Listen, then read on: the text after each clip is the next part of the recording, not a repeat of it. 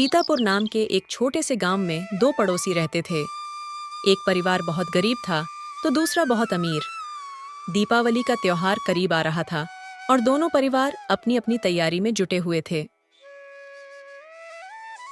सुनिए, इस दिवाली हमारे पास कुछ नहीं है जिससे हम दिवाली अच्छे से मना पाएं। मैं बस लकड़ी काटता हूँ और वह भी मुश्किल से बिकती है। देखता हूँ क्या कर सकता हूँ। लकड़ी बेचने जाऊंगा और उधर से ही जंगल जाऊंगा। पापा, आप आज सुंदर दिए लाओगे ना? हाँ बेटा, लाऊंगा। तुम माँ के साथ काम में मदद करना, ठीक है? जी पापा। सूरज लकड़ी बेचकर जंगल में लकड़ी काटने चला गया। वहां उसने देखा एक बूढ़े दादा सिर पर लकड़ियों का गट्ठर उठाकर जा रहे हैं। ओ दादाजी सुनिए ना। हाँ बेटा, क्या हुआ? दादाजी, आप इतना भारी लकड़ियों का गट्ठर क्यों उठाए हुए हो? वो बेटा, मेरे घर में खाना बनाने के लिए लकड़ियां खत्म हो गई हैं, इसलिए जंगल आया था कुछ लकड़ियां इकट्ठी करने। चलो मैं ले चलता हूँ।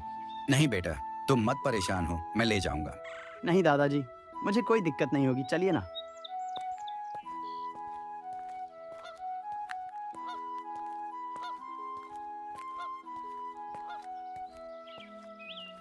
तुम बहुत मेहनती हो बेटे, लेकिन तुम्हारे चेहरे पर चिंता क्यों है? वो दादाजी, मैं लकड़ियाँ बेचता हूँ, जैसे तैसे उससे गुजारा हो जाता है। पर आज दीपावली है और मेरे घर में तो खाने तक को कुछ अच्छा नहीं है। लो बेटा, घर आ गया, इसे रख दो और मेरा इंतजार करो, मैं अभी आता हूँ। ये लो बेटा, ये एक जादुई दिया है, ये तुम्हारी हर इच्छाएं पूरी करेगा। क्या सच में? लेकिन मैं इसे कैसे इस्तेमाल करूँ? जब तुम दिल से कुछ चाहोगे तो यह दिया तुम्हारी इच्छा पूरी करेगा। यह तुम्हें सब दे सकता है जो तुम्हारी इच्छा हो। बस बोलना, दिए दिए दिखा कमाल, और जिस चीज का नाम लोगे वो मिल जाएगी। पर दादाजी, ये दिया आपको रखना चाहिए। आप इतनी मेहनत करके जंगल से लकड़ियां लाते हो, आपको ज्यादा जरूरत है। नहीं नहीं बेटा, मुझे इस दिए ने बहुत कुछ दिया है। अब मैं चाहता हूं इससे किसी सच्चे इंसान को दूं। बेटा, मुझे तुम्हारे जैसे मेहनती इंसान की जरूरत थी, जो इसे अपने पास रखे और उसके सारे दुख दूर हों। और सुनो, यह दिया सिर्फ मेहनत करने वालों के घर ही चमकता है। सच्चे दिल से मांगोगे, तुम्हें सब मिलेगा।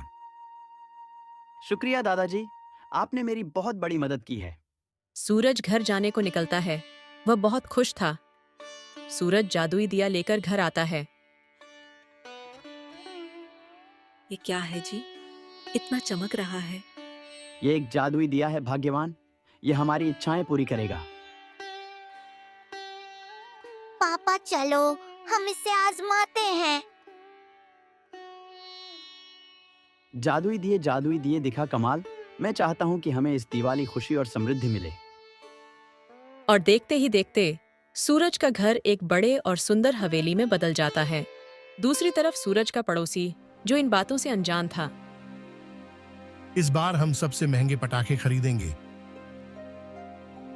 पर हमारा घर तो सुंदर है, लेकिन हमारे बगल में सीमा के घर की वजह से अच्छा नहीं दिखता।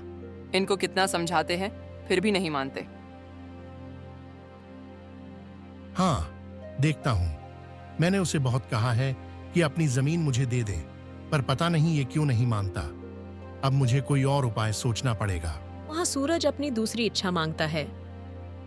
मैं चाहता हूँ कि हमें इस दिवाली खुशी और समृद्धि मिले। दिया चमकता है और घर में मिठाइयाँ और सजावट आ जाती हैं। अब सूरज और उसका परिवार बहुत खुश हो जाता है। ये सब राजीव देख लेता है।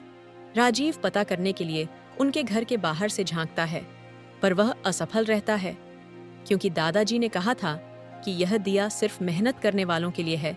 इसलिए राजीव को दिया दिखाई नहीं देता। नीता कहती है, शायद उनके ऊपर माँ लक्ष्मी की कृपा हुई है और हमें इसका विरोध नहीं करना चाहिए। राजीव सोच में पड़ जाता है। क्या सोच रहे हो? चलो हम सब मिलकर दिवाली मनाएं। सूरज और उसका परिवार दादाजी का धन्यवाद करता है। राजीव सूरज के घर जाता है और अपनी पुरानी गलतियों के लिए माफी मांगता है। फिर सभी लोग दियों की रोशनी में पटाखे फोड़ते हैं और मिठाइयाँ बांटते हैं। यही है असली दिवाली, जब हम सब मिलकर खुशियाँ बांटते हैं। हाँ भाग्यवान, यही है दीपावली का असली जादू।